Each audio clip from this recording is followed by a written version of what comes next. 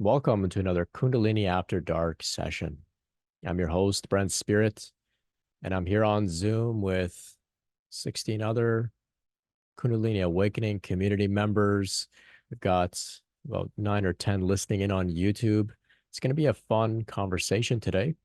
I've got some tips to share about Kundalini Awakening, and I'm going to open the floor up for others to share their own tips. Maybe others have questions. We can all respond together as a community, support one another. We'll open the floor up for some sharing as well. Maybe some have some interesting things they'd like to share to be heard, by others who are familiar with what this is all about. So we'll take advantage of our time here together in community. If you're listening in the archive, you can join us for the next Kundalini After Dark meeting. You can visit brentspirit.com/afterdark to register. If you're listening in on Spotify, you can leave a rating for the show and hit follow. That goes a long way. If you're tuning in on YouTube, you can hit subscribe. And you can also check out my channel as well as my podcast. I've got years and years of content, many, many talks, hours of talks. I think it's like something over like 50, 60 hours of talks and interviews about Kundalini Awakening. Check all of that out if you haven't already. Appreciate you all. Thank you so much for joining. So let's kick it off here with some Kundalini Awakening tips. So the first tip I have here is about reorienting ourselves around this process overall, beginning with the language that we use. So often we hear this online, people refer to their Kundalini symptoms. They'll say, these are my symptoms. I've got head pressure. I'm moving spontaneously. I can't sleep, or I'm sleeping too much. I've lost my appetite. What is the solution to this specific array of symptoms? Right. So they approach it as if this is some sort of pathology, if this is some sort of illness or sickness. So rather than using this word symptom, which implies that there's a problem to be solved, I prefer to use the word sign. So we have signs. So spontaneous movements known as kriyas, those are a sign of a transformation taking place, right? Spontaneously going into meditation, this is a sign of a transformation taking place, right? Emotions coming up from our past, memories coming up, these are signs of deep healing and purification taking place. So if we don't understand what we're going through, then we can say, okay, these are my symptoms. What is this? But the moment that we get an answer, which is you're going through an evolutionary process, you're going through a spiritual transformation, then suddenly those quote unquote symptoms are now shifted and now they're signs of a transformation, right? So if there's a young kid, they say, what's going on? I'm growing hair on my legs. My voice is deepening, right? What's happening? What are these symptoms of, right? Maybe there's some sort of hormonal issue, right? They're growing hair on their legs. Maybe they have a sore throat, right? That's why their voice is deep. But then if the doctor says, oh, this is puberty, suddenly those experiences they're having are no longer symptoms. Those are signs of puberty. Nothing to fear, right? So same idea here. We want to orient ourselves around this process and understand that much of what we're going through are signs of a transformation. Therefore, we're not looking for a solution to them, right? We don't look for a solution to a deepening voice during puberty, right? We don't look for a solution to emotional stuff coming up from our past during Kundalini awakening, as if we're trying to stop that stuff from coming up. We want to cooperate with it. We want to work with it, right? So this is how we can, shift our attitude, is just around the language itself. Now, in some of my work, I use the term symptoms in some of the titles of my videos and my blog posts and whatever. It's so that people that are searching for Kundalini symptoms can find the material online. But then I go and I clear it up and say, hey, I don't really see these as symptoms. Okay. So that's one way of looking at this as well. Some will say, okay, what's the solution to these symptoms? What's the solution to the kriyas? How do I get them to stop? We're not trying to make the kriyas stop. We're not trying to make the spontaneous movement stop. No, we're not trying to stunt it at all. There's nothing going wrong. Kriyas, for example, are not the sign of something going wrong in your energy system. It's normal, it's natural to shake things off. It's the body's natural response to energy flowing through it. It's the body's natural response to shaking off things that no longer serve us, like tension, like stress, like trauma. Okay. So the next tip I have here is to focus on the wins, not just the challenges. So in a similar vein to shifting from looking at the experiences we have from as symptoms, shifting to see them as signs, we want to also shift our attitude and pay attention a little bit to the wins throughout this process as well. Okay. So if we're ill, often with illness, nothing really positive comes out of it. Nothing really exciting or meaningful or beautiful comes out of an illness. Growth, yes, better appreciation for life and our body and whatnot for sure. But I'm talking about like direct physical visceral experiences that feel good. When we're ill, we don't really have those. However, during Kundalini awakening, people all the time report bliss. They report feeling a calm mind, spaciousness, more love, releasing things from the past, inspiration, creativity. These are all wins that happen sometimes alongside difficult purification and transformational phenomena like, purging dark emotions and whatnot. But for some reason, understandably so, the human mind focuses on problems and wants to resolve those problems and ignores when everything is going good. And that makes sense, right? The mind is meant to solve challenges, keep us safe. And in doing so, we often overlook some of the wins. So I encounter people who say, I'm having this really difficult Kundalini awakening. I wanted to stop. This is the worst thing ever. I can't sleep. I'm having nightmares. I'm feeling everyone's emotions. I'm remembering all this stuff from my past. My body's moving spontaneously. Maybe there's some physical tension and pain.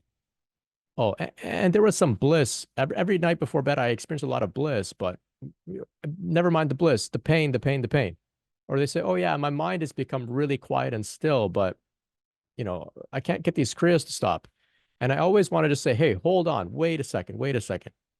You're overlooking something super profound there. Bliss every night before you go to bed, a quiet mind. Do you know how rare these things are? Very few people ever experience bliss flowing through their nervous system without some sort of, intoxicant. Very few people, right? Very few people experience a calm mind, a still mind. These are things that we need to focus on and appreciate and recognize and attribute them to our spiritual transformation, attribute them to our Kundalini awakening process. So we want to put some attention there on these wins.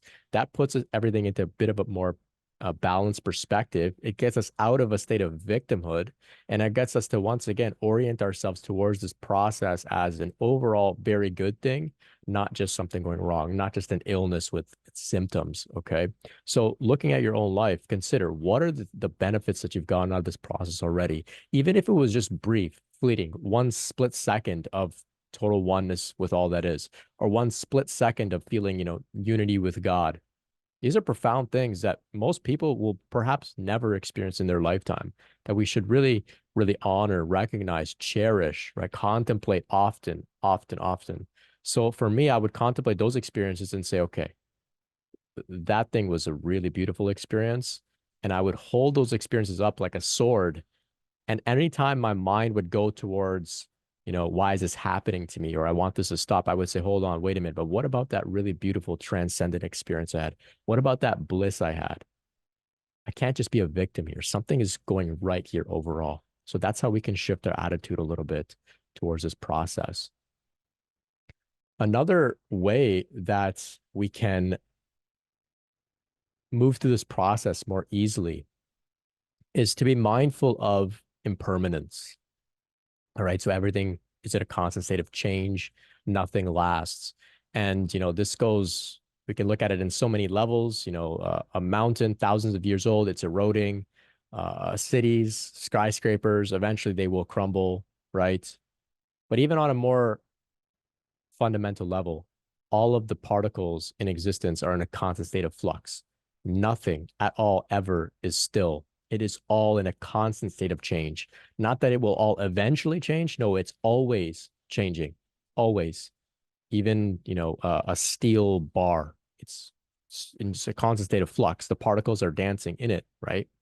So we can contemplate this within our own system as well. That flow of impermanence is the same as Shakti. Shakti is the flow, the dynamic movement of consciousness, and it animates all that is arising and passing away in this world, in our bodies, in our minds, in our spirits, in the universe. So that's impermanence. So we can tune into that and we can feel that, right? Could become one with the impermanent flow. And we could also use that experience to support non-attachment and non-aversion, right? So attachment, clinging. We want to cling to good things and we want to push things away, right? Through aversion. We want to get the bad stuff out of here. We want to cling to the good stuff. So incredible things will come and go on the spiritual path, especially with Kundalini. Bliss may come and go, like I said. We want to contemplate it. We want to use those experiences to shift our orientation towards this process, but we don't want to become attached to those experiences, which brings about suffering. So if bliss comes and it goes, we let it go and we don't cling to it and then suffer because it's gone, right? So we flow with it. Everything will come and go. And in the same way, right, we don't have to also try to actively push away difficult experiences, emotional stuff, right? Psychological stuff, physical, uncomfortable experiences in the body. We don't have to push that away with resistance either, because you remember impermanence, nothing lasts. This too shall pass. I can just abide as a witness, and anything, good or bad, will come and go, right? Nothing lasts forever. And in fact, even one particular emotion, say sadness, you wake up feeling sad, or sadness is brought up in a meditation as a result of, Kundalini bringing something up from your past. Pay attention to even the sadness. Every second that sadness is shifting, it's changing. The quality of it is changing. Maybe it's getting more intense. Maybe it's waning a little bit. But every second, it's shifting, it's changing. So you can also pay attention to that. Sometimes we think, especially when we're in an uncomfortable negative emotion, we think that this feeling is going to be here forever. This is how I'll feel for the rest of my life. I'll never get over this, or, whatever it is. But actually, if we tune in, we can take note. What is the sensation of an emotion in our body? Maybe there's some heaviness. Maybe there's a pit in our stomach. We could bring our attention to that pit in our stomach. It's not solid. It's shifting. It's changing. It's getting tighter. It's getting looser. It's getting heavier. It's getting lighter, right? Our racing heart, it's not steadily racing consistently. Even if you were to, set you up with some sort of heart monitor, right? Maybe like a Fitbit or something, you would notice that the heart beat is either increasing or decreasing. It's not staying steadily at a really, a high rate because you're feeling anxious, right? It's in a constant state of flux. So we can pay attention to the constant changes that are happening, and that gives us access to slip out of the phenomena and actually into the flow and allow all of this to come and go without resistance. So that's how we can use impermanence to support us through this process. The other tip I have here is to turn toward rather than avoid. Turn toward. So maybe you've related with somebody and you had a problem with them, or you had something to talk about with them and they don't want to talk about it. Not right now, maybe later. They run away, they shut down, they leave you on red, right? They don't answer the phone. They change the topic. They're avoiding, right? They're not willing to face what's coming up. Don't do that. Don't do that to yourself. Don't do that to yourself. If emotions are coming up, sadness, grief, fear, anger, confusion, resentment, turn toward it. Sit with it. Be fully present with it. Like, don't leave it on red. Don't run away to the other room and close the door. Sit with it. Pay attention to it. It's not going to hurt you. It's just an emotion. It's just a feeling. It's just a sensation. It's just a thought in your mind. And it's constantly changing, moving, shifting. You can flow with it. And just by doing so, looking at it, turning toward it, we actually give it the recognition that it wants. We give it the honor that it wants. We say, I see you. I respect you. And then it says, thank you so much. That's all I had for you. I just wanted to make your heart race a little bit. I just wanted a couple of memories to arise a little bit. And I'm gone. See you later. Or perhaps I'll never see you ever again. I'm out of here. And it's gone. It's released. Right. But if we avoid, well, then it's going to keep, knocking on our door. Hey, can I talk to you now? Hey, can I talk to you now? And we'll just keep, ignoring. We won't answer the door. We won't answer the door. Then it starts banging. Then it wants to break the door down. But if we just open it and open the door and talk to it, it has very little to say, really, right? Very little to say. So that's one thing we can do, is turn toward rather than avoid. I'm mindful as well that maybe I'm speaking in a little bit of absolutes here, black and white, right? I'm also mindful that we don't always have the energy, the ability, the time, the space to actually do that. So I'm being a little idealist here, and you take what I'm sharing and apply it in your own life in your own way. You don't have to be perfect at it. But you know, if you don't have the energy, you don't have the space to actually face what's coming up, create that space, right? Don't use your lack of a safe space to go as reason to keep putting it off. Do the work, create the space, and then face what's coming up, right? Easier said than done, of course, I understand. But take what I'm saying, be a little flexible and apply it. Apply it for yourself. So the next tip I have here is self-care. Self-care, right? Super boring, right? Super mundane. Self-care. But it's fundamental to this process. Fundamental, right? So this process is going to turn our lives upside down. How we get through it is through some form of self-care or another. And self-care is the avenue to moving out of the really difficult purification period, the time in our cave, you could say, the time under our Bodhi tree. It's through self-care that we finally make our way out of those times, right? So self-care doesn't have to look like, some intense, routine with many moving parts. It can just be, if you haven't taken a shower, it could just be taking a shower. You haven't brushed your teeth, it could just be doing that. Drinking a glass of water, building up from there. So many people are wondering, what do I do? What practice do I do? What breath work do I do? What visualization do I do? What plant medicine, right? But like maybe they're not even hydrated. Maybe they didn't even make their bed, right? Start there.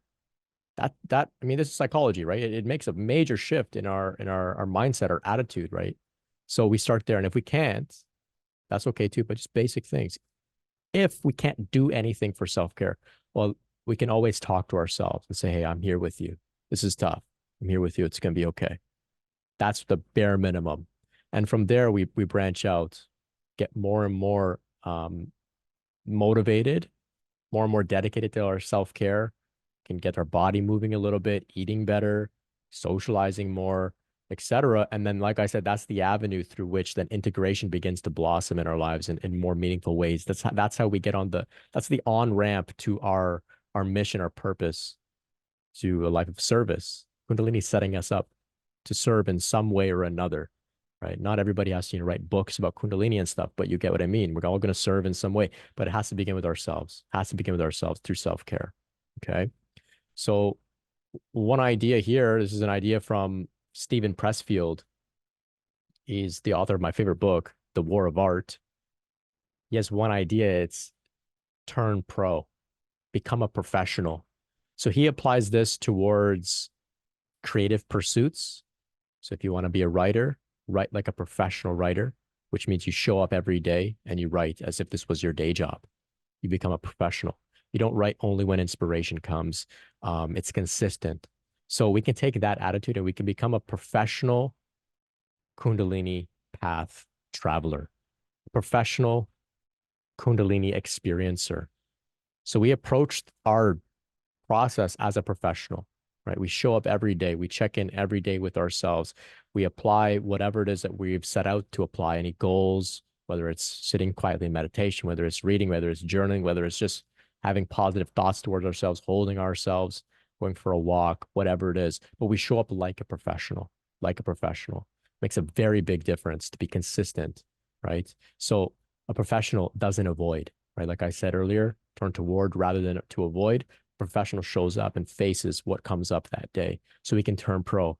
Makes a big, big difference. I mean, and this is what monks are doing. This is what yogis are doing when they sit to meditate, right? They wake up early in the morning to meditate and whatever it is. They're professionals, right? They're not getting paid, but they're professionals, right? It's not a joke to them. This is not a hobby to them. This is the most important part of their life, right? So we could take the attitude and turn pro. So when I was going through this really intense purification period, I came out, I felt transformed. I felt clear, but I didn't know what to do. I felt like, I'm supposed to do something. I knew that. I knew I'm supposed to do something I had some gifts, I had some insights, I had some ideas, but I didn't know where to start. I didn't know what to do. It was really troubling because I felt a lot of guilt because I wasn't taking much action. It was really troubling. So fortunately, I had a chance to ask Matt Kahn a question on one of his webinars. And I said, look, Matt, I know I've been through a profound transformation and I know I'm here to give something to the world. Like maybe it's, spiritual work. I know I'm meant to do something like that. And he said, yeah, you are, Brent, but first it begins with self-care. First, you got to focus on self-care. And the words he used was, when you're ready after self-care, then life will put you in the game, right? In the game of service and whatnot. So he told me, go for walks, eat well, et cetera, like all the stuff I've been sharing with you. And one thing specifically, he said, volunteer, go out and volunteer in the community. So fortunately, I was actually already volunteering at that time. I think intuitively, I kind of got a sense. I was coaching 5-pin bowling for the Special Olympics. A lot of fun. But volunteering, this is another thing that came up in the book that we read by Mary Schuton, which is Working with Kundalini. Fantastic book. Mary Schuton, along with Matt Kahn, both brilliant. She says the same thing. She says volunteer, right? So if you have an idea that you're meant to be of service, you don't know where to begin, right? You don't know how to start writing your book about Kundalini or your videos on YouTube, whatever it is. Fine. We can volunteer in the community as an act of service. And one thing that Mary Jutan sort of says, and I may be a little off, but she says basically, even if you're volunteering for the wrong reasons, it's okay because the community still benefits, right? So there's many opportunities to volunteer. Go out, you could do anything. You can even volunteer from home. There's a lot of things you can just do online, maybe there's like crisis hotlines or something like that. But that's a great, once again, it's another on-ramp into the world to get back into the game and, eventually to do your service work in a really meaningful way. Not that volunteering is not meaningful, it is. And perhaps volunteering is your thing and that's what you're meant to do. And that's no problem. But, you can build some momentum in this way. Naeem is asking here, what are the wrong reasons to volunteer? Well, some people will volunteer and it's an ego trip, right? They want, they want an award, they want their name on a plaque or something like that, right? Like some people may donate to some charities and whatnot, but they want to be able to name the building that they helped pay for. It's a big ego trip, right? So those are maybe some of the wrong reasons to volunteer. But even if you're doing it for an ego trip reason, right? You want everybody to see that, you're a volunteer here or there. That's okay because the community still benefits from what you're doing. So it's a great middle ground before life puts you in the game. Couple more tips here. Constantly exploring, reading, learning, listening, having conversations. That's very important as well. There will come points for myself as well. There's points where you don't want to look at any material online. You don't want to talk about it. That's fine. As long as that, the reason that we don't want to avoid reading and learning out of complacency, right? Sometimes we can have really profound awakenings, really profound shifts in consciousness, and we want to cling to it and say, I'm done. I'm happy where I'm at. I don't want to look at anything that might threaten my degree of awakening.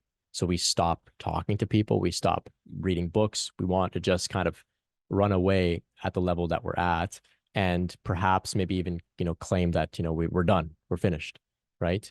So actively going out and having conversation with people in the community, reading books, listening to talks, whatever it is, keeps us open-minded, it keeps us humble, and it keeps us willing to understand that there's a lot out there for us to, pick up on. There's a lot of work that we can constantly keep doing on ourselves, even, at the very end of the path and whatnot. It just keeps going and going. And constantly being in the company of others on this path keeps us humble, keeps us from getting complacent, keeps us from getting too comfortable, right? It helps us to maintain this idea of eternally growing and evolving, right? So another thing we can do here is consider the timeline of our journey, the timeline. So earlier in our meeting, we had some people sharing, that they were going through Kundalini for 1 year, 6 months, 10 years, whatever it is. sometimes people will have a spontaneous awakening. They'll think it's happened to me out of nowhere. It's been a month. When is this going to end? And I have to say, hey, look, 1 month is virtually nothing. It's like the blink of an eye. You should give yourself, an outlook of years towards this process, years. And they can be a little startled, right? They can be a little startled, like, years, what do you mean? I thought this was, be over soon. I've got to get back to work next month or something, right? Um, Shifting our perspective of time is very, very useful on this path.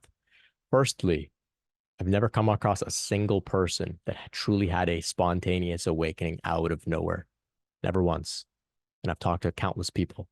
There's always been a handful, if not multiple, many different signs and themes and experiences and reasons for Kundalini awakening to take place in a person's life. They're just not aware of what they were doing in the past.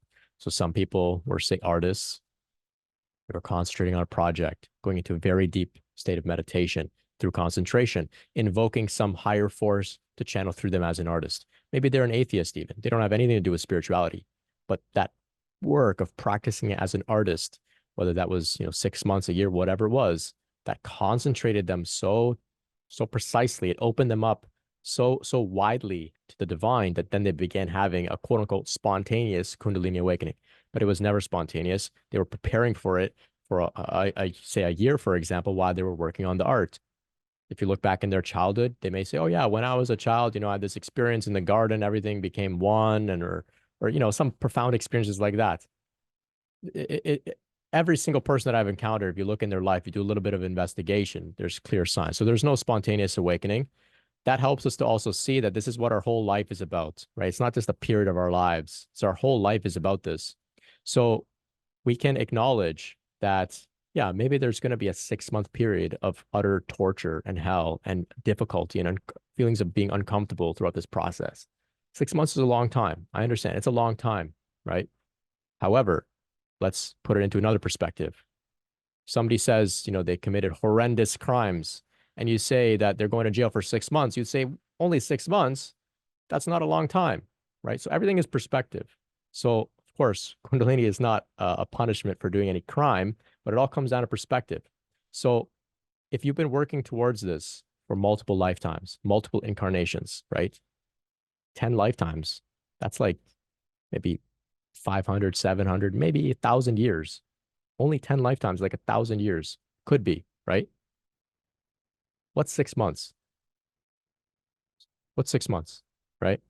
So in the midst of it, it sucks. I've been there, right? I know it's difficult, but that's what I'm sharing with you to see if you can expand your perspective a little bit of your timelines. 6 months for then the rest of your journey on the other side of a purification period, on the other side of the dark night of the soul. I think that's worth it, right? Because then the rest of your journey, the rest of your life, which, depending on how old we are, what's in the cards for us, could be decades, right? Not only just decades, subsequent lifetimes as well, right? Many of us here have remembered previous incarnations. So what do those memories say about our future as well, right? What do those memories say about our future? There's multiple lifetimes to come, right? So we go through this process. We can zoom out and think about it in terms of the very least years, but let's go towards decades. What are the next decades going to look like of your life after you've sort of overcome this difficult purification, dark night of the soul type period that perhaps you're in? What are the next decades of service going to look? The next decades of living in a new way, right? Understanding yourself on a deeper level, right? Future lifetimes as well. So that helps us to put things into perspective, is just looking at this through a much broader timeline. Even like I just had a niece, and leading up to her birth, we're thinking about, she's coming, it's a baby, it's a baby, it's a baby. Then the other day I was thinking, like, she's gonna be like an entire human being, an adult, right? She's going to grow up to be 40, 50, 60, 70, right?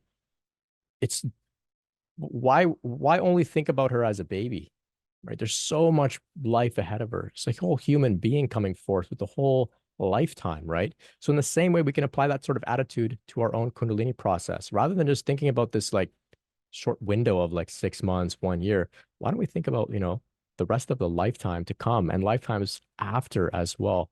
Can really snap us out of feeling like we're a victim, right? Time is, of course, it's relative, but we do have to think about time as we go through this process. So finally, my last tip here is to, if you don't listen to anything I have to say, that's perfectly fine. I encourage it if it doesn't feel right for you. But trust in your system. Just like puberty, your system knows what it's doing. This is a hardwired, ingrained, natural process unfolding. It's nothing happening to you, it's happening through you, by the system, by the intelligence of the Shakti within, which is not separate from the intelligence of your body, right? So your body knows what it's doing. Your system knows what it's doing. It's meant to do this. It has the potential to do this. Most people just don't know because they never got to this point in their journey, right? But you are here, and and you can tune in and you can feel that and you can relax into it and know that this is the same intelligence that puts you through puberty. It's the same intelligence that you shared with your mother in the womb, right? Together, your body developed, right? Her intelligence of her body, Shakti within her, formed the Shakti within you, right? It's the one intelligence. It's nothing new. This is all, that's why this process in times feels so familiar. It feels intuitive. Eventually, people just kind of get on with it. They understand what's happening here, right? So, those are my tips for you today. Trust in your system. You know what this is deep down. You know it's not a mistake. These are not symptoms. These are signs of a beautiful transformation. And I'll wrap it up there. I want to hear from others about your tips for navigating this process. Maybe you've got some questions for the group. Maybe you got something to share about Kundalini in general. If some interesting experiences happened to you recently, or you're reminded of something interesting and you want to share enough space that others are here to listen and hold space for you. I welcome it all. I see here Samia's got her hand up. Good evening. How are you? I'm great. How are you? I'm good. Good. The move is going. The move is going. Um, Challenging. If you want a challenge, do all this and go through this and go through a move. That's a challenge. Let me tell you. um, so I typed in the chat about it's a related question. That anybody else uh clairs come through. Like my clairsentience, well, like a lot of my six senses have come up to the surface, but my clairsentience seems to be the strongest. And I'm learning different ways to settle it down because I'm feeling everyone's energy. I'm feeling the pet's energy. I'm feeling, people I'm staying with energy. I'm just feeling energy besides mine. And sometimes it's so overwhelming that it just feels like I'm taking it on. I'm like, okay, is this my energy? Is this somebody else's energy? So I just wanted to ask anybody else if they're dealing with, really sensitive energy, as in the clairs, their audience, their vision, clear knowledge, clear, all the clairs, and how they're dealing with it.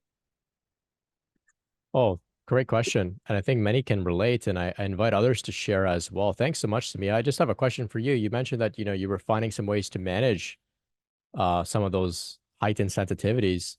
Um, Yeah. can you share a little bit about those? Oh yeah. I love my yoga nidra. Um, that has really been a saving grace. I'm glad I'm taking this little course online, but it's free if you are on YouTube, and I can't wait to get to a point where I can start posting things. I'm start posting things for people that are having all this energy, feeling all this energy and sleep issues. So I'm definitely going to do some for us. But that has been a saving grace.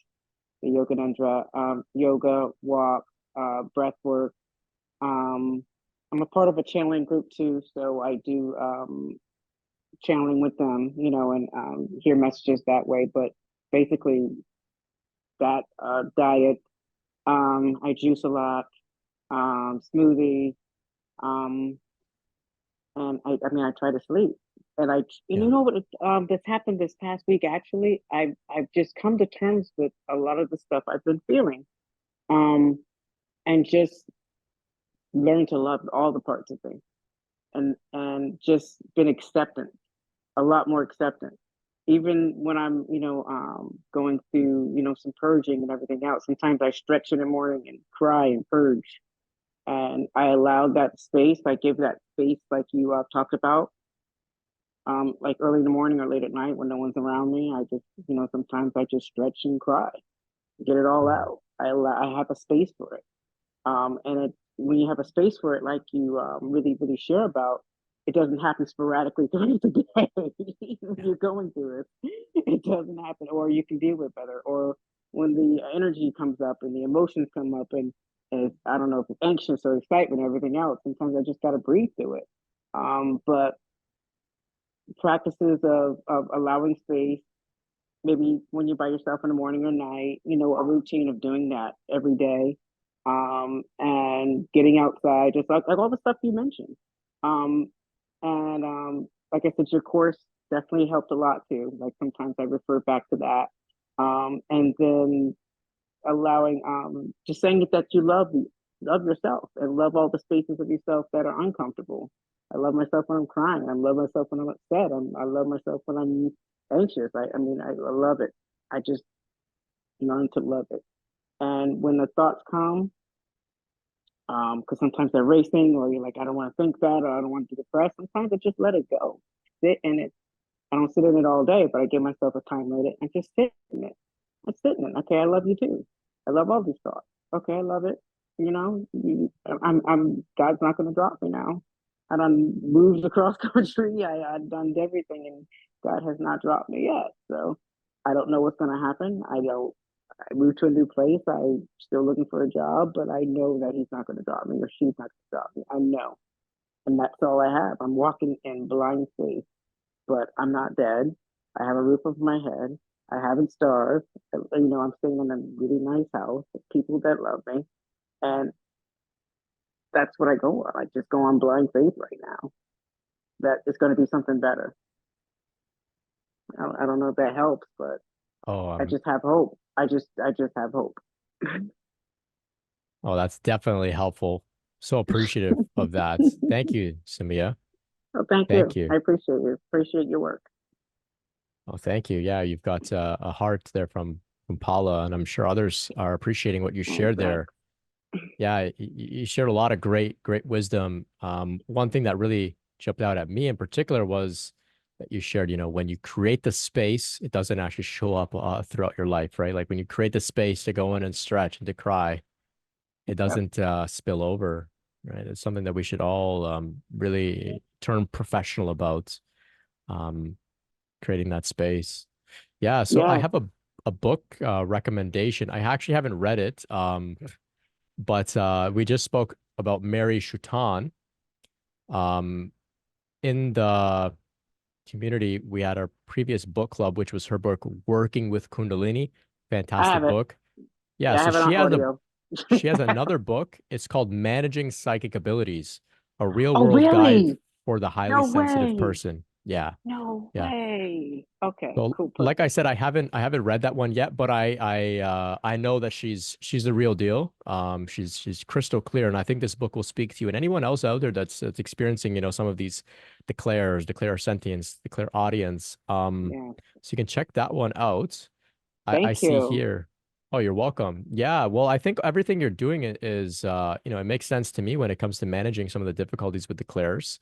Um, of course, some will recognize that we have these as gifts that are meant to be Mm-hmm. used, and Yes. some of the difficulty in the beginning is our initiation to Mm-hmm. use them, right? It's our training, learning to manage Yes. them, learning to understand them. It's the journey towards, I guess you could say, perhaps mastery. So some will understandably want to shut them down and say, I want this to go away, I want this to turn off. um I understand. I take the attitude of, let's turn these into, you know, gifts that we can use. We have them for a Ex reason. ex exactly. And like I said, the one slide, like it happened last week where I really, really embraced it. It wasn't as bad. I mean, it's challenging, but it just kind of eased up a little bit, just a little Mm, more. I was like, oh wow, this is what he's talking about. I just embraced it one day and it just was like, okay, I can sleep a little better now. Now I Nice. get 6 hours of sleep instead of 4. Okay. Now I can, it takes me about 30 minutes to calm down, my anxiety a little bit. Okay, because I'm losing the energy. Okay, I'm embracing it. I'm walking with it. And you know what helps a lot too? Being around pets. Mm, I have a couple of cats. I don't know what's going on with the pets, dogs and cats, but being around pets and kids have helped. I nice. don't know the Perfect. links. So, all right. Well, thanks. Oh, thank you. Yeah, pets are great companions for the journey for many of us. I'll type that book, the link in the chat. I see here Naima is sharing. Yes, the clairs are in full effect with me. Recently, I went out with a coworker to celebrate during a work trip, and she was drunk. I was not. I woke up the next morning feeling very hungover, and I knew instantly I was picking up on someone else. It was not me. She came to my room, and I told her how I was feeling, and I was kind of confused by it. She mentioned she felt very hungover, but it made sense to her because she was drinking last night. It was kind of a strange moment for both of us, like we both knew I was picking up on her state. Very interesting. Very interesting. I was at one point texting with a really sensitive person, texting like over, WhatsApp or whatever. And I had like a really powerful sort of cough. And she texted me saying, I feel like I just got punched in the chest. And I was like, I just had this really powerful coughing fit at the same time. So even over, text message, we could pick up on this stuff. Then of course, if you spend some time out, with somebody, more time in person, can definitely pick up on their stuff. I like to think that it's a tool of healing, right? We can tune in and say, this is what this person is feeling. I can best offer some support, some insight, some guidance, or I can just hold space for them and help them to process their feelings. Uh, that's the gift of the empath. But in the beginning, it can be quite challenging. Kat's sharing here. I'm empathic as well. And if I'm in public, I've been working on using the white light protection method. I also have an essential oil roll on. I always have on me to use if I need to keep calm and more grounded. Great advice. Great insight.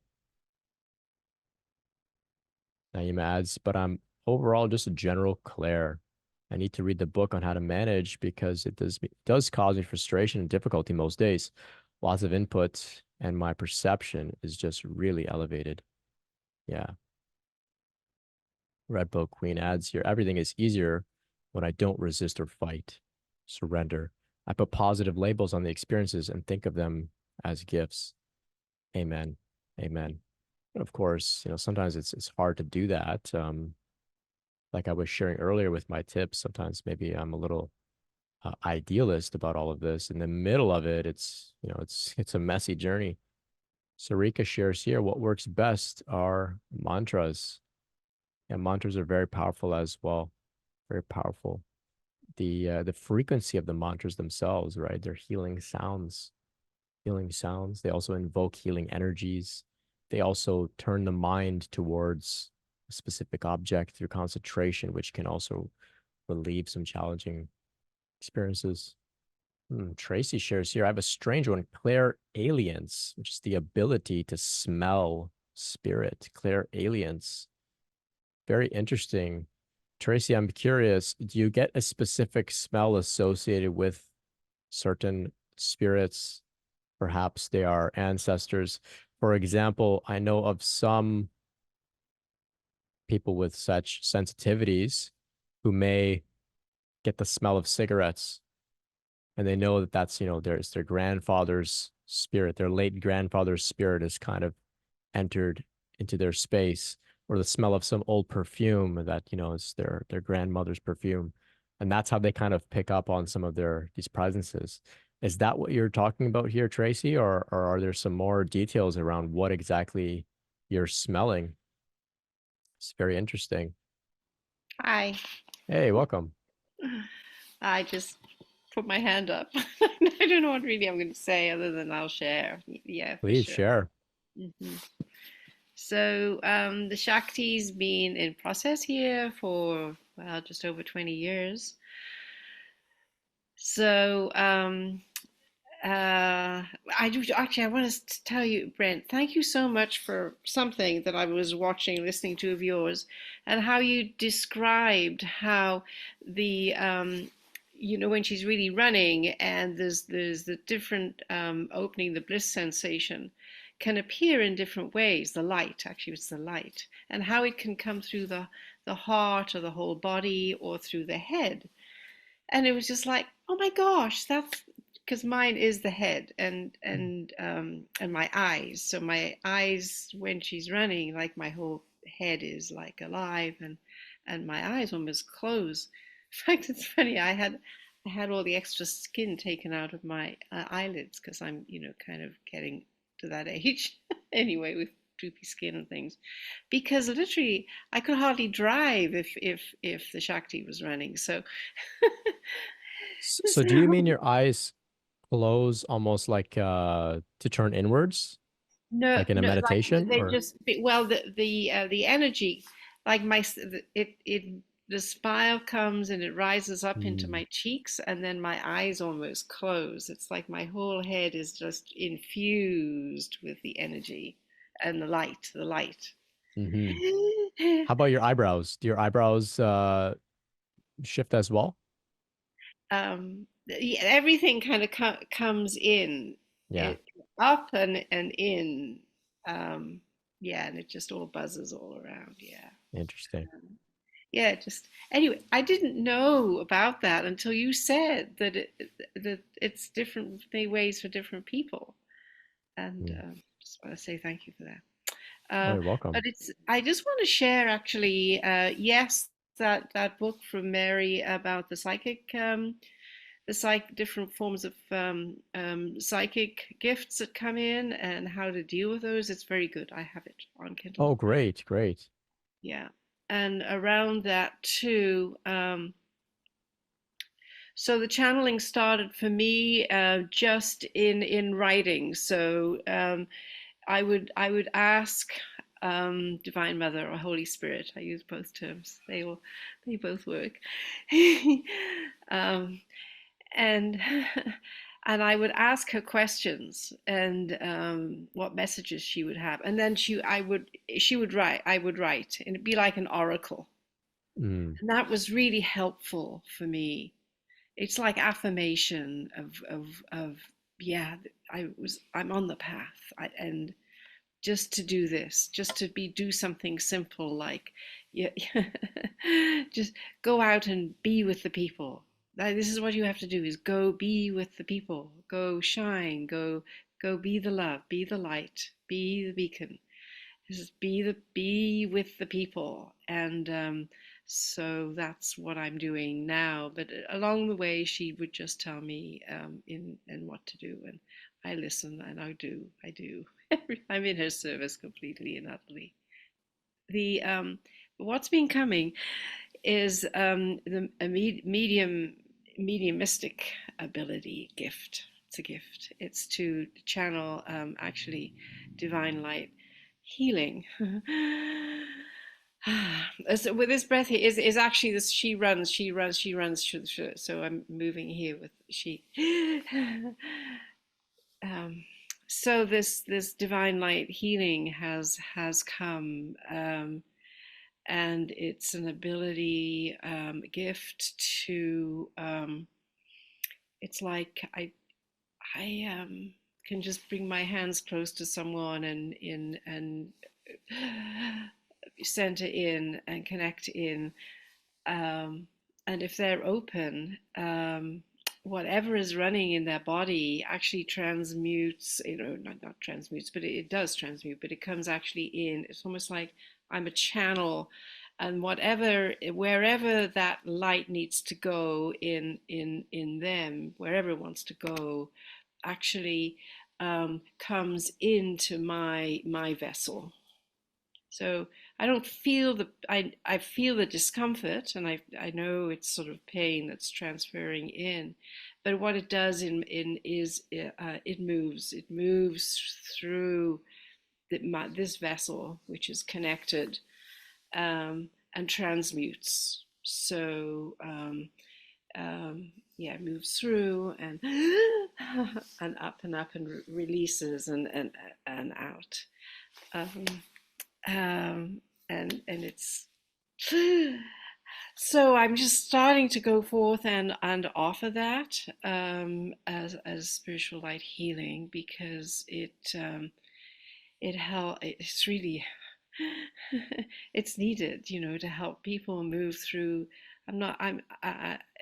Maybe physical pain, but it's certainly more around their emotional blockages and related to coming into the truth of who they are really or are. Um, so that's come, and also I find now that I'm sharing a lot. Shall I shut up? No, no, please continue. So, with this mediumistic, this channel, what's also coming are souls that have actually passed. I might have shared this before on your meetings, but um, increasingly souls who kind of attached to this life still beyond the veil, and they're ready to pass on. They've done whatever their work, and they need a soul bridge, a light to actually um, further on their journey. So they actually just show up. Maybe a relative of someone I'm having coffee with, just boom, they're right Mhm. here, and it's happening with more and more frequency, and people are coming into my life um, who I can actually work with. We're finding each other, so we're actually, the lights are coming together, so we can be an even more powerful vehicle for transmuting um, souls near the end of life, or during life, or after life. So I'll just leave it at that for now. Brilliant. Yeah. Aaliyah, thank you so much for sharing. That's so inspiring. So inspiring, and some great breakdown of how you work as a healer, which I know many people may have questions around, how does this actually function? What are the mechanics behind this? And I think you've given us an insightful overview. And I like the way you shared there. I won't get your words right, but you said something along the lines of I'm completely and utterly dedicated to service. And Yeah. that it shines bright in you. Thank you so much. Thank you so much for sharing. Okay, let's go over here to Kat. Hey, Hi, Kat. Brent. Hi, guys. So I wanted to ask a question, maybe tips and tricks from you as well as from the rest of the group. Because I really related to kind of like being stuck in my head and needing to be more in my body. So that was one of my new moon intentions this cycle was to be more in my body. And I think I've been so out of my body for so long that it's hard for me to even like wrap my head around that concept, just based on like escapism and like numbing out. And obviously that's not something that is conducive with a Kundalini awakening.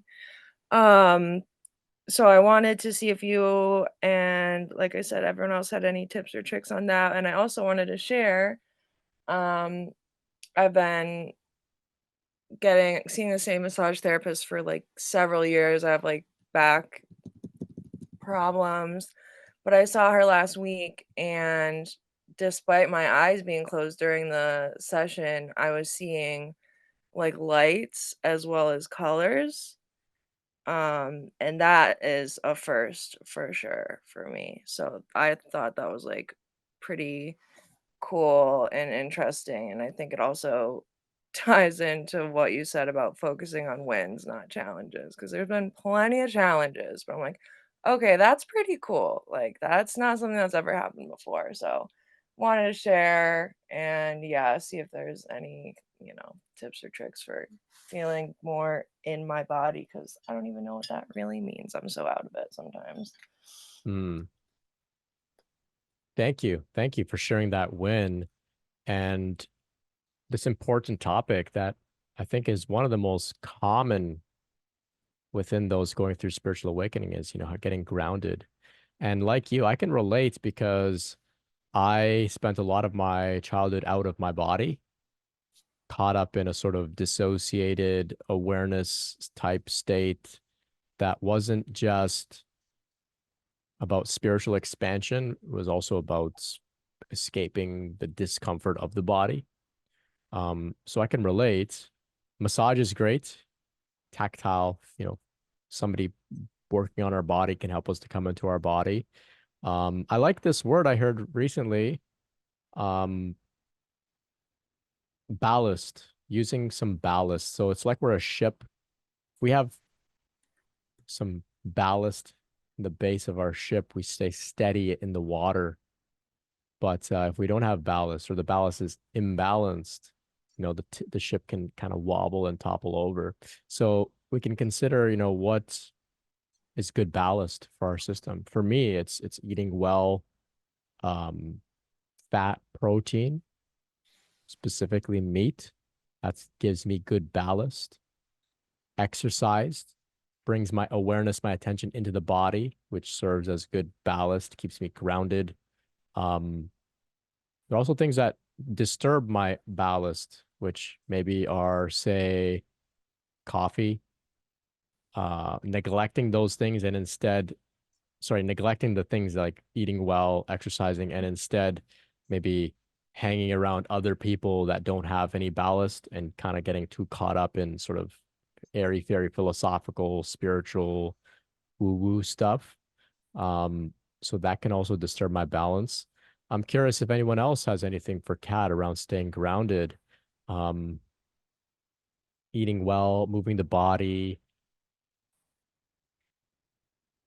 I have an entire course dedicated to this. It's called Grounded Spiritual Emergence and Integration. Um, but also acknowledging the benefits of being ungrounded and being stuck in our head. This can help us put things into a little bit of a perspective as well. There are benefits to being a quote unquote dissociated. Sometimes the world is an uncomfortable place. Sometimes our body is an uncomfortable place. And dissociating, being ungrounded, it does serve. If we feel unsafe, we naturally want to rise up into our mind, into our awareness, and kind of check out. So it has served us. And one thing we can do is we can thank the part of us that figured out how to dissociate. We can say, oh, thank you so much. You're so resourceful. You're so creative. You're so wise. You protected me when I needed it. I appreciate you. Thank you so much. But hey, let me give you an update. We're safe now. I'm not in any danger. Can come back into the body now. It's okay. And that part of you may say, oh, I didn't know. Thanks for the update. Let's get back in the body. And you may notice a shift that can happen in this way too. You can, if you like that type of communication, I found internal family systems to be really effective at talking to the different parts of our body as if they are all part of a family. And some family members are, they want to check out and dissociate because that's how they're protecting us. And other family members just need to give them the update and say, hey, we're safe now. You can come back. You can come back in the body. So some tips that are coming to me to share. I also have a free course on my website. It's a mini course. It's called the No Nonsense Grounding Guide. It's completely free. You can go to my website, brentspirit.com, and just enter your email and it's yours. And I've got some more tips and stuff like that. How does all that sound for you, Kat? Is anything coming up around that? Yeah, I'll definitely look into the course. Appreciate that being a resource. And I've actually heard a lot about IFS. I don't know that much about it, but it definitely sounds like something I'd be interested in, just even based on the way a lot of the time, like my meditations go, kind of the, internal dialogue that goes down and those different parts. Um, and it's funny because another one of my intentions was to feel safe and secure.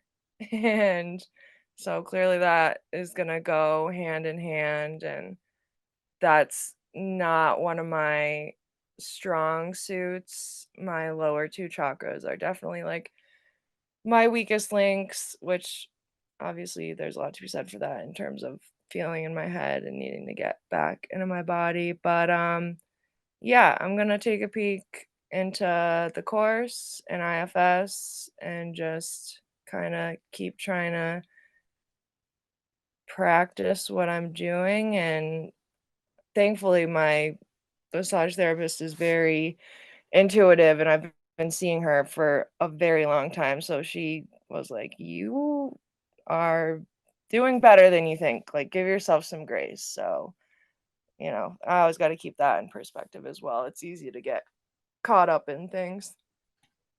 Yeah. Yeah. It sounds to me like you are really doing great. Yeah, keep moving in the direction that you're moving.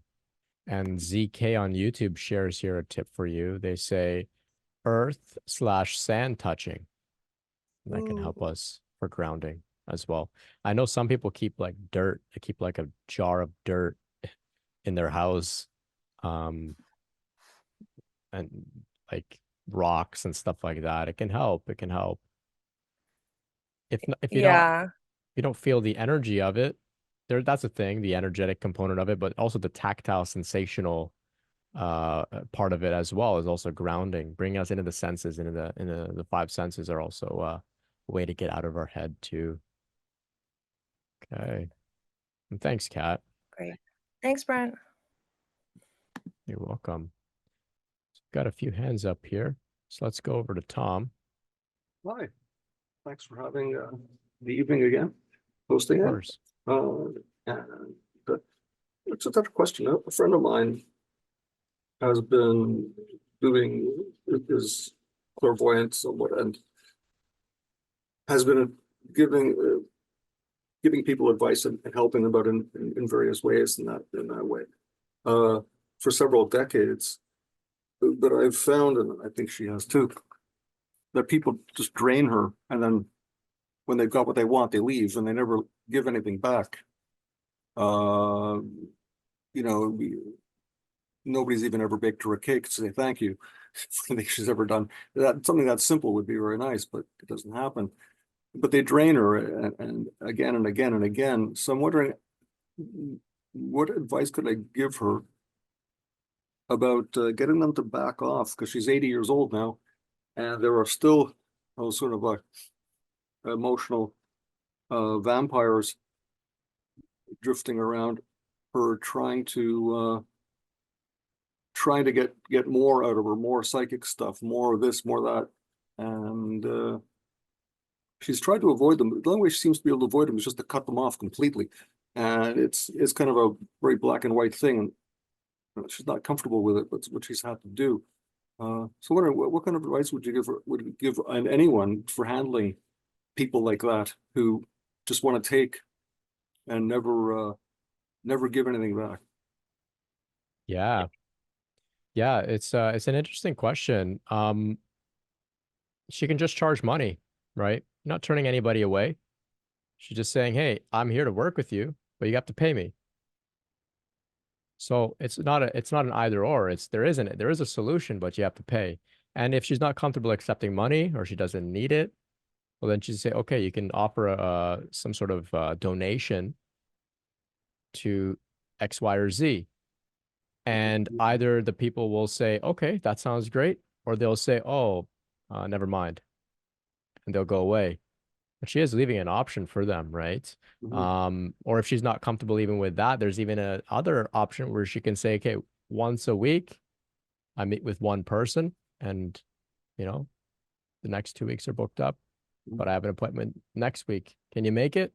And either they'll make time or they'll say, "Oh, that time is not good for me. And can't you meet me at, this time? It's better for me." And then she'll say, "No, not available." And then they don't really need her help, because if they did, they would have made the time. So she's giving an option, but, not bending over for everybody, right? Just some ideas coming to me to share. Essentially, it's boundary stuff. And you can even put it this way. It's like, it's business stuff too, right? It's business stuff. Yeah. Sustainable business is the same idea. You need boundaries, you need hours of operation, you need to charge money in order to keep the business running. And if you look at your body and the energy in your body as a business, it needs to be sustainable, right? You need to keep the lights on, you need to have the energy to do the work. But yeah, it's a challenging thing, and it's for the benefit of those that are receiving the work too. If they give something in exchange, they appreciate it so much more, because they know that they've invested something and they can get a sense of what this is worth. Whereas if it's just completely free, people don't really often take it seriously. I mean, I do this for free, but part of it here is this is being recorded and I'm going to share it online. And this is essentially becomes quote unquote my body of work. So I'm winning. I'm not going to do this for free if I'm not going to record it and put it into my archive and make it part of my legacy and, grow my audience, you could say. Right. So that's my way of operating. Whereas I mean, I imagine she's 80, maybe she's not, doesn't have a podcast or something, but it's another No. idea you could share with her. You could say, hey, record the work that you're doing with people and turn it into a book or a video or something. Some ideas, but she's lucky that she has you around to look out for her. She mentioned that today, writing a book about it, and they said it's a good idea. So maybe I can work on that, put some pressure on that to get her to very helpful. Thank you very much. That's great. Oh, you're welcome. You're welcome. And I know some people write books in response to people trying to pick their brain. It's like, I'm writing the book, now leave me alone. Go read the book. It's $20. Go read it and leave me alone. Or pay my, exorbitant fee if you want some consultation from me. And that can apply in business. It can apply in all those different domains, right? Consultants do that, right? Some of them charge like $50,000 an hour, some of them, right? It's a real thing. I mean, and I think that all of us will experience that if we're going to enter into, doing some light work and stuff like that. It's just very tricky because we want to be of service, but we have to understand that energy exchange is something that's been deeply integrated into all of these traditions, quite in a quite meaningful way, right? There's the idea of dana, there's the idea of an offering, even to a statue. You give some sweets or some milk or even some water. You don't just take, right? You give. You have to give. There has to be some energy exchange in order to get the full benefits of it. So for her asking for something in exchange is nothing unusual at all. Great. Thank you. Thank you so much. Well, thanks, Tom. Hey, what's up, Brent? Hey, Nick.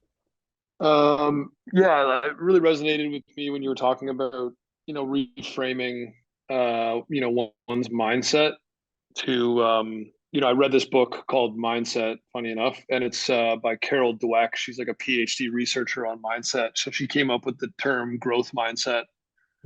And, like my experiences like with Western medicine and Kundalini awakening and alchemy, it's like very much the difference between growth mindset and fixed mindset, and how, when you're taking the perspective of performing, like facilitating the kind of the alchemical cycle that we're going through in Kundalini. It's like if you look at the stages of alchemy, the first stage is the Negretto stage, which is like the breaking down and the darkness and the black and the death and the putrefaction and the rotting away of something. And so like alchemists would always look at that as like this wonderful state to achieve. It's like the beginning of this stage through the four stages, the last stage being, the citrinatus, which is like the illumination and the bringing together the opposites have been achieved. Like the rotting away occurs, and then it kind of exposes the parts of ourselves that are missing. We make those parts conscious. We go through, we do all the work, we journal, we collect the information and the gnosis and all that stuff. And then we piece things together, we create structure, and it creates illumination. And then we look back on it being like, oh man, that all that material that came up was so valuable. And then, if you look at like Western medicine and, like the idea of symptomology and mental health and all that stuff, like that's obviously appropriate in a lot of cases. But like with Kundalini, it's like you can be having symptoms that would classify you as schizophrenic based on their perspectives, because you're having all these visions, you're hearing and seeing things that other people aren't seeing. But those are symptoms that are, amazing symptoms that if you work with them properly can just like bring you to a state of wholeness. So there's all this material that's in there that is of value. So yeah, it's all about like mindset. Like people in a fixed mindset don't believe that their intelligence can grow, or that, and the psychiatrists are in a complete fixed mindset where they don't believe that consciousness grows. So everything is about suppressing and normalizing consciousness back into an ideal state that's subjective and that's normalized, which can be really beneficial for a lot of people, but it's not really the perspective that you need to take when you're going through Kundalini awakening, for sure.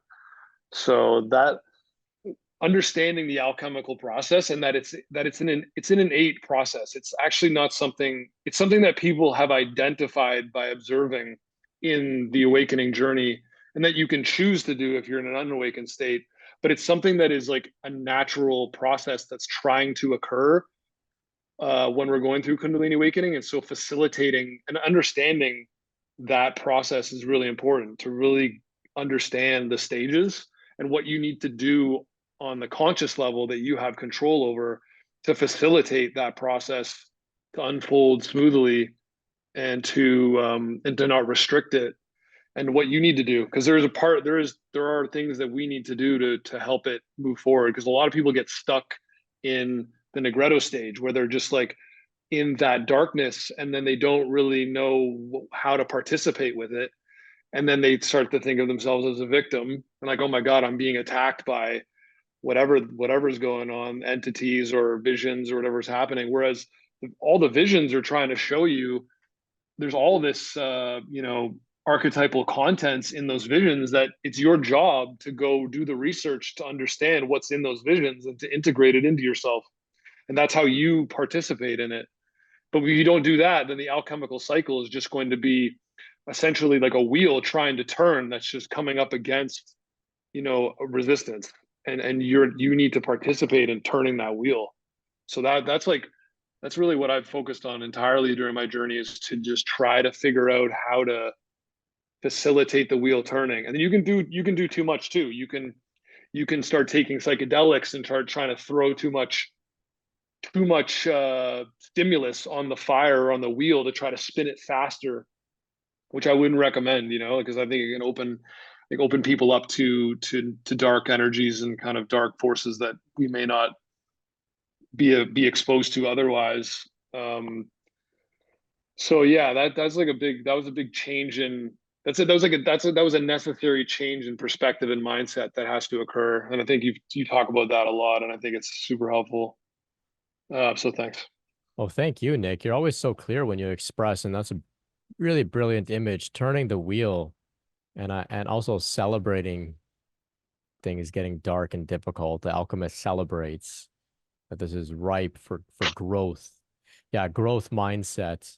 I know even in school, like young kids, they try and instill a growth mindset in them at this point. And I guess the education system is so important. It's so important. It's so empowering to have a growth mindset. Interesting, the idea of alchemy. Thanks for sharing, Nick. I appreciate that a lot. I think others will as well. Yeah, no worries. Really clear. Really clear. Thank you. Okay, so let's have a look at the chat here.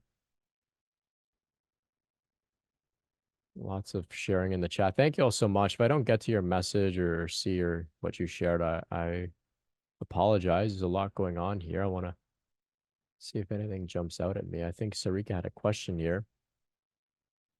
What do you feel if, sorry, Sarika asks here, what do you do if you feel like you've reached a plateau stage where it seems like nothing much is happening?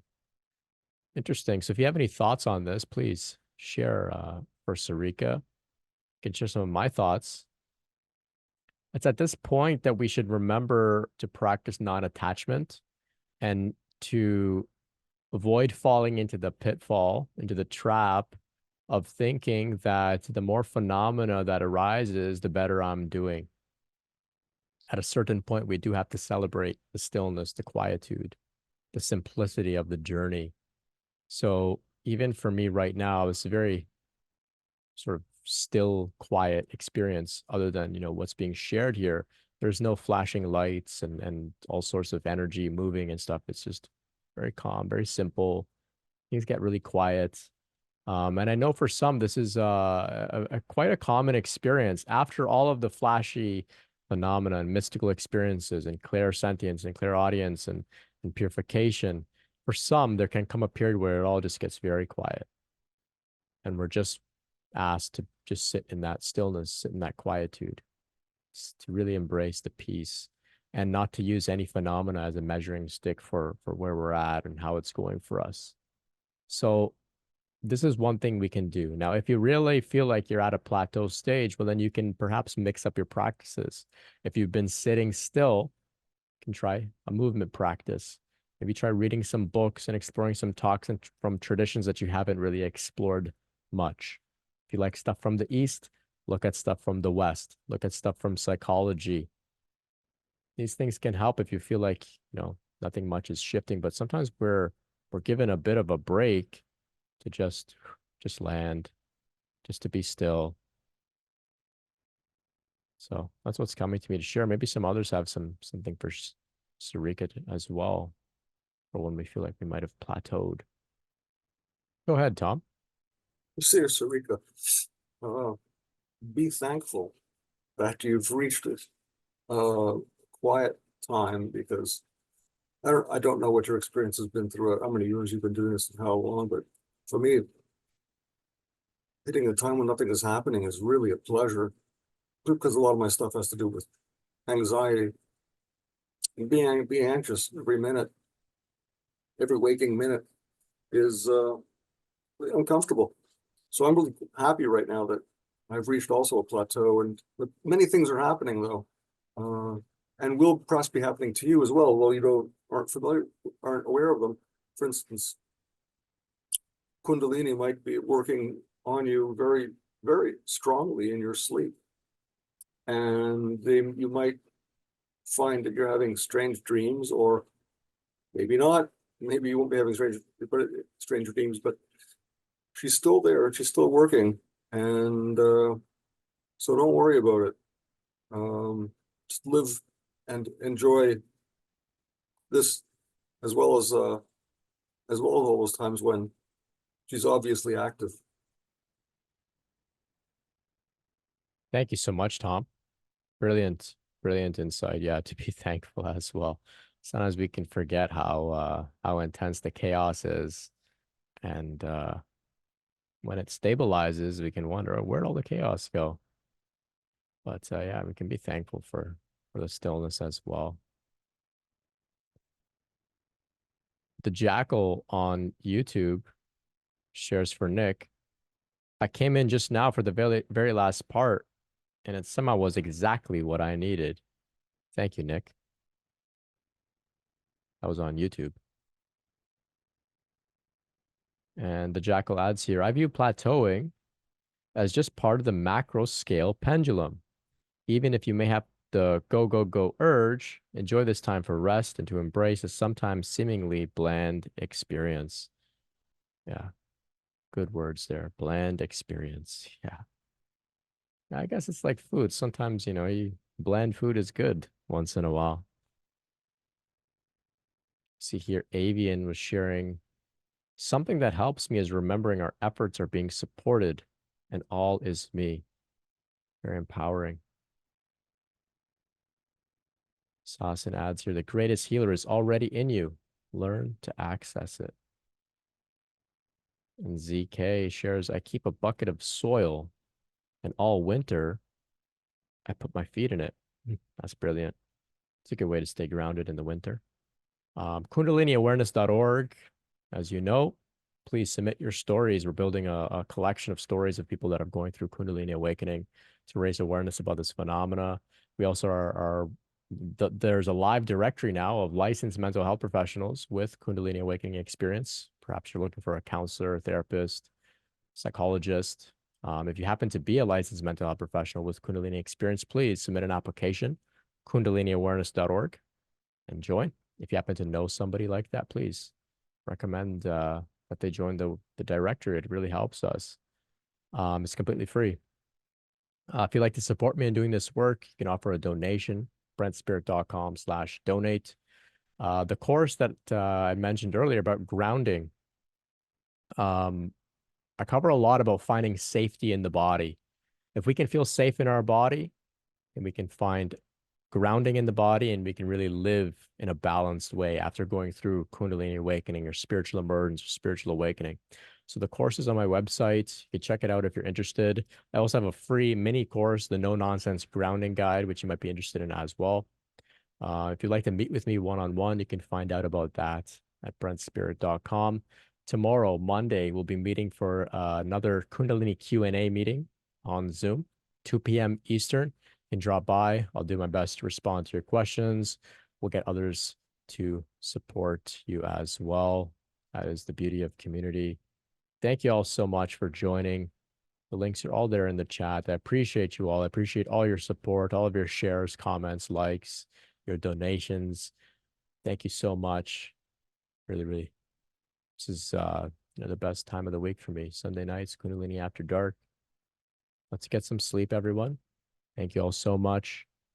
All the best this week as you navigate your Kundalini awakening journey.